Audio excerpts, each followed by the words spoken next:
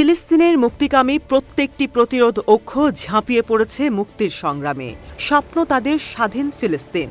ফিলিস্তিনের অটল জনগণের সমর্থনে এবং গণহত্যার প্রতিশোধ নেবার প্রতিশ্রুতি রক্ষায় ফিলিস্তিন এবং সমগ্র অঞ্চল জুড়ে প্রতিরোধ গোষ্ঠীগুলো তেলাবিব সরকার এবং এর মিত্র পশ্চিমা সমর্থকদের বিরুদ্ধে চালিয়ে যাচ্ছে তাদের প্রাণপণ সংগ্রাম।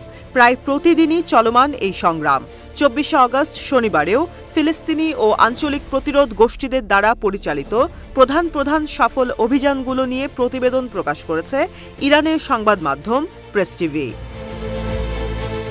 শনিবার ফিলিস্তিনি সংগঠন হামাসের সশস্ত্র শাখা আল কাসাম ব্রিগেডের যোদ্ধারা মধ্য গাজার দেইর আল বালার পূর্বে একটি সামরিক এলাকায় বুবি ট্র্যাপে আটকে থাকা সুড়ঙ্গের মধ্যে একটি ইসরায়েলি সামরিক বাহিনীর ইঞ্জিনিয়ারিং ইউনিটকে টার্গেট করে অ্যাম্বুশ করেছে। সেই টানেলে পরে বিস্ফোরণ ঘটানো হয়।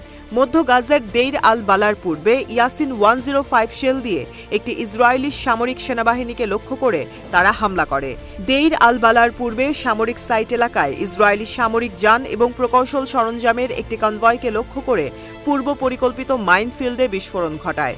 মধ্য গাজার দেইর আল বালার পূর্বে ইয়াসিন 105 শেল দিয়ে একটি ইসরায়েলি মেরকাভা 4 ট্যাঙ্কে টার্গেট করে হামলা করে তারা। দেইর আল বালার পূর্বে আল জাফরাউই এলাকায় অনুপ্রবেশকারী ইসরায়েলি বাহিনীর সাথে ভয়াবহ সংঘর্ষে জড়িত হয় আল কাসাম ব্রিগেড।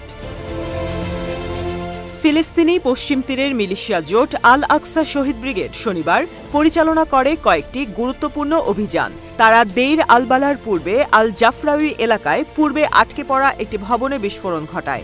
উদ্ধারকারী বাহিনী আসার পর তাদের উপর 107 মিলিমিটার রকেট এবং 60 মিলিমিটার মর্টার শেল দিয়ে হামলা চালায়। এদিন তারা আল নাসের সালাহ আল-দিন ব্রিগেডের সাথে যৌথ অভিযানে 60 মিলিমিটার মর্টার শেল দিয়ে দেইর আল বালার পূর্বে ইসরায়েলি দখলদার বাহিনীর একটি সমাবেশকে লক্ষ্য করে হামলা চালায়। দুটি 107 মিলিমিটার রকেট এবং ভারী রকেট শেল দিয়ে নেটজারিম ফ্রন্টে ইসরায়েলি সামরিক অবস্থান এবং যানবাহনকে লক্ষ্য করে ভয়ানক আক্রমণ করে তারা। ২৪শে আগস্ট শনিবার শহীদ আবু আলী মোস্তফা ব্রিগেডও চালায় সফল কিছু অভিযান। তারা আনসার ব্রিগেডের সাথে যৌথ অভিযানে ভারী ক্যালিবার মর্টার শেল দিয়ে কেন্দ্রীয় গভর্নরেটের উত্তরে নেটজারিমে ইসরায়েলি সামরিক সরবরাহ লাইন এবং কমান্ড সদর দপ্তরকে লক্ষ্য করে হামলা চালায়। আনসার ব্রিগেডের সাথে দ্বিতীয় যৌথ অভিযানে আবারও ভারী মর্টার শেল দিয়ে নেটজারিমে ইসরায়েলি সামরিক সরবরাহ লাইন এবং কমান্ড সেন্টারগুলিকে লক্ষ্য করে আক্রমণ চালায় ব্রিগেডের যোদ্ধারা।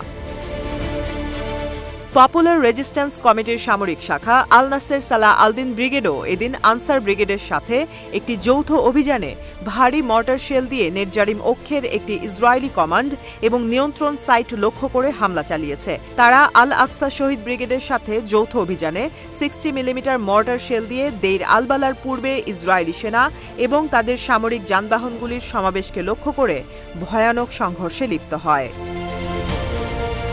বরাবরের মতোই শক্তিশালী প্রতিরোধ গোষ্ঠী হিজবুল্লাহ চালিয়েছে বেশ কয়েকটি গুরুত্বপূর্ণ অপারেশন। এদিন শনিবার তারা ড্রোন দিয়ে হারমন সাইটে ইসরায়েলি সৈন্যদের অবস্থান লক্ষ্য করে হামলা চালায়। কামানের গোলা দিয়ে আল রাহিব সাইট টার্গেট করে তারা। ড্রোন দিয়ে আল রাহিব সাইটে ইসরায়েলি সামরিক বাহিনীর গুপ্তচরবৃত্তির সরঞ্জামকে লক্ষ্যবস্তু করে হামলাটি চালায়। দখলকৃত লেবাননের কাফার সুবা পাহাড়ের রামথা সাইটকে রকেট দিয়ে টার্গেট করে। রকেট দিয়ে দখলকৃত লেবানিজ সেবা ফার্মের জেবডাইন সাইটকেও টার্গেট করে হামলা করে তারা। বায়াদ ব্লিদাস সাইটে উপযুক্ত অস্ত্রসহ ইসরায়েলি সেনাদের লক্ষ্য করে আক্রমণ চালায় তারা। কামানের গোলা দিয়ে হানিতা সাইটের চারপাশে ইসরায়েলি সেনাদের একটি সমাবেশকে লক্ষ্য করে আক্রমণ করে বসে হিজবুল্লাহ যোদ্ধারা। এছাড়াও রকেট দিয়ে আল রাহিব সাইটের চারপাশে ইসরায়েলি সামরিক ও গোয়েন্দা বাহিনীকে লক্ষ্যবস্তু করে ব্যাপক হামলা চালায় হিজবুল্লাহর সাহসী প্রতিরোধ যোদ্ধারা।